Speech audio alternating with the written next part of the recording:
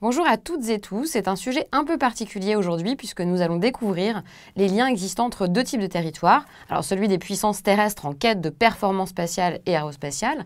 Ces puissances convoitent un second type de territoire, les territoires extra-atmosphériques, qui constituent encore aujourd'hui un enjeu géopolitique de premier ordre. Rappelons qu'une puissance spatiale, c'est quoi? C'est un État qui a prouvé sa capacité à placer des satellites en orbite à l'aide de ses propres lanceurs et qui peut conduire en toute autonomie l'activité spatiale de son choix. Une sorte de souveraineté spatiale en fait. En 2010, un article du Diploweb titrait « L'espace est stratégique ». 6 ans plus tard, cette idée est on ne peut plus d'actualité. On assiste aujourd'hui à une véritable guerre satellitaire entre les différentes grandes puissances spatiales. Aujourd'hui, les États-Unis, bien sûr, la Russie, l'Europe, le Japon, la Chine et l'Inde possèdent à la fois la capacité de produire et de lancer des satellites de manière autonome. Les candidats à l'indépendance spatiale sont cependant de plus en plus nombreux.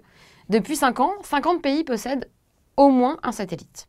Il y a donc une démocratisation de l'acquisition de la technologie satellitaire. Il faut préciser que la sécurité et les opérations militaires sont complètement conditionnées par cette maîtrise des moyens spatiaux d'observation militaire.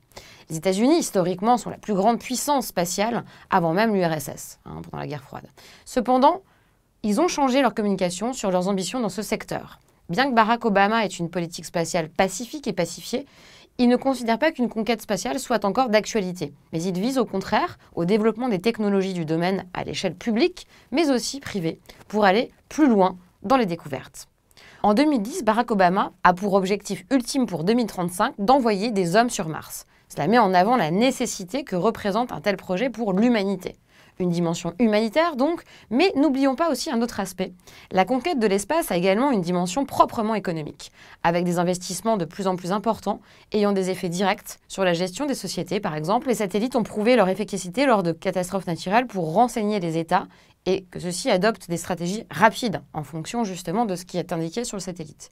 C'est le cas pour le tsunami touchant l'Asie en 2011. Les États conservent la main sur la gestion de la recherche et du développement de leur secteur stratégique. En France, l'ONERA, Centre français de la recherche aéronautique spatiale et de défense, est le premier acteur public de la recherche et est affilié au ministère de la Défense. Il travaille de concert avec des entreprises privées également.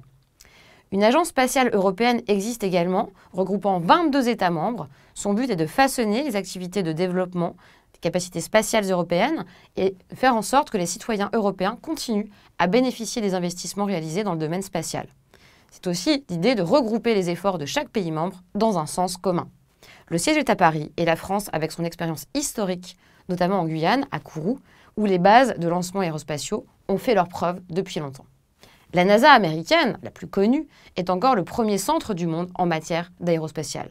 Souvenons-nous en janvier dernier du selfie que le robot Curiosity a fait de lui sur Mars, prouvant que son fonctionnement était bel et bien d'actualité.